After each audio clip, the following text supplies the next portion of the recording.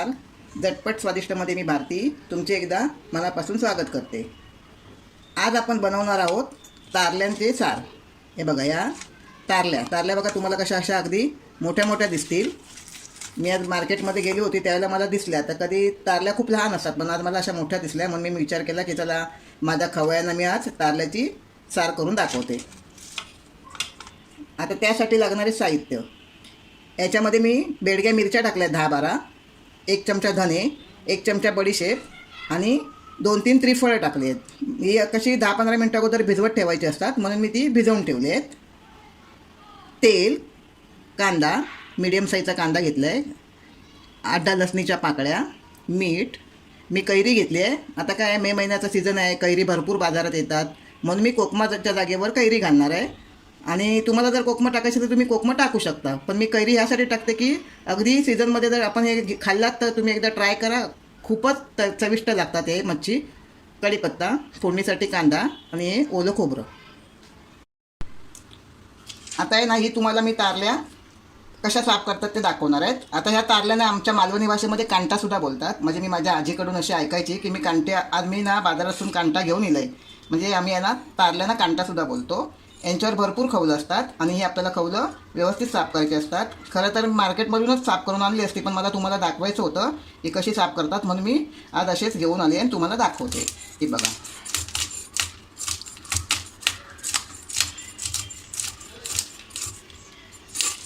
अगदी मोठ्या आहेत या तारल्या.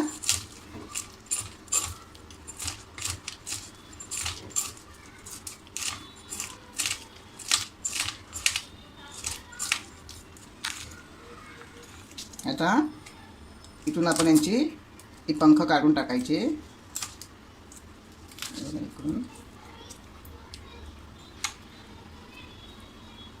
इथे पण छोटंसं असतं, असं आपण काढून टाकायचं आणि हा शेपटीकडचा भाग आपण कापून टाकायचा. आणि डोकंसुद्धा आपण असं काढून टाकायचं. आणि ह्या बुटात अशी घाण असते ती आपण सगळी अशी साफ करून घ्यायची. हे बघा, याच्यात गाबोळी आहे, कारण तारल्या मोठ्या आहेत. मी सुद्धा आज पहिल्यांदाच एवढ्या मोठ्या तारल्या पाहिल्या, म्हणून मी गाबोळी काढत नाही, पण आपण ती स्वच्छ धुवून घेऊया नंतर. आणि अशाच प्रकारे आपण बाकीच्या तारल्या साफ करून घेऊया. हे बघा, आता मी मासे एकदम स्वच्छ साफ करून स्वच्छ धुवूनसुद्धा ठेवले आहेत. बघा कसे चमकत आहेत. गाबोळी असल्यामुळे काय झालं, थोडेसे वरती थोडेसे असे आपल्याला असं वाटतं आहे की चामडं गेलं आहे त्याचं, पण छान असं स्वच्छ धुवून ठेवले आहेत मी. आणि मी मगाशी तुम्हाला सांगायला विसरले की ज्या वेळेला मी मासे घेऊन येते बाजारातून त्यावेळेला धुवायच्या अगोदर त्याला आणल्या मी 10-15 मिनटं आपलं मीठ लावून 10-15 मिनटासाठी बाजूला ठेवते. आता आपले मासे धुवून बाजूला झाले आहेत, स्वच्छ करून ठेवले आहेत. आता आपण या माशांना लागणाऱ्या साराचं वाटण करून घेऊया. आता ही मिरची, धने, बडीशेप आणि 2-3 मी त्रिफळे टाकले त्यात.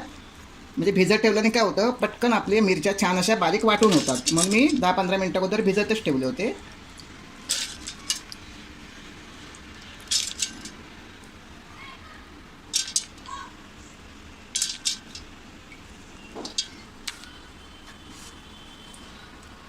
आता याच्यामध्ये आपण हा कांदा टाकूया. या लसणीच्या पाकळ्या टाकल्या आहेत मी, ओलं खोबरं. अगदी माशाचं सार म्हटलं तर कसं हवं, तिखट आणि आंबट. आणि आता आपल्याला या कैरीच्या फोडी टाकून घेऊया.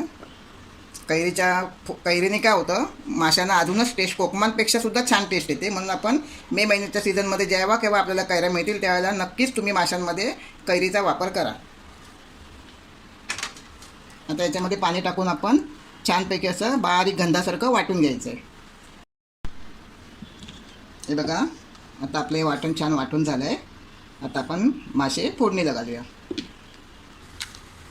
मी टोप तापत ठेवल्या. आता आपण थोडं तेल टाकूया.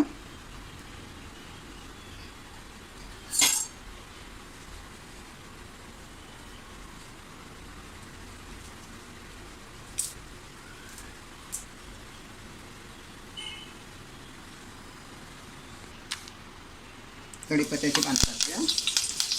थोडासा बारीक केलेला कांदा,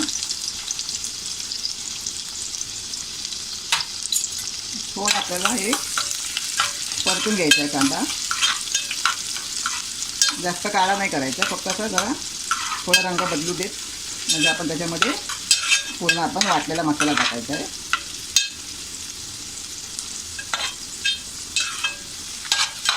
बघा छान थोडा रंग आपला बदलला आहे.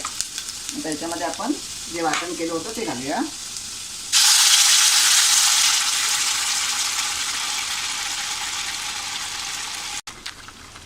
थोडं आपण असं फक्त ढवळायचं, जास्त काही करायचं नाही आहे. आणि आता हे जे आपण मिक्सरमध्ये वाटून घेतलं होतं, मग थोडं मिक्सरमध्ये घालून पाणी घालून थोडं टाकूया याच्यामध्ये.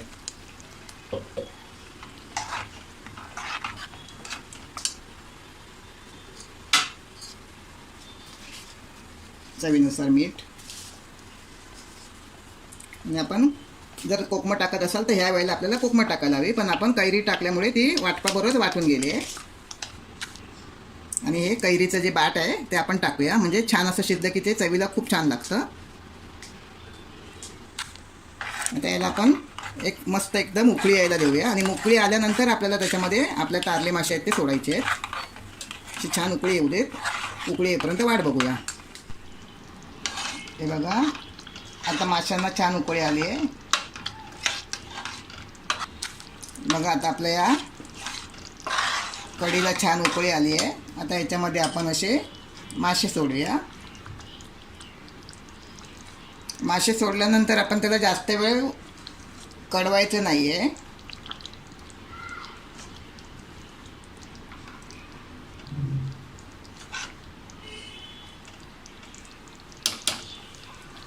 थोडी आपण झाकण ठेवून एक उकळी देऊया. हे बघा आता आपल्या माशांना छान उकळी आली आहे. आता आपण या वेळी गॅस बंद करूया. त्यापूर्वी तुम्हाला एक विनंती आहे की जर तुम्ही माझ्या अजूनपर्यंत चॅनल सबस्क्राईब केले नसेल तर चॅनल सबस्क्राईब करा. गॅस बंद करा.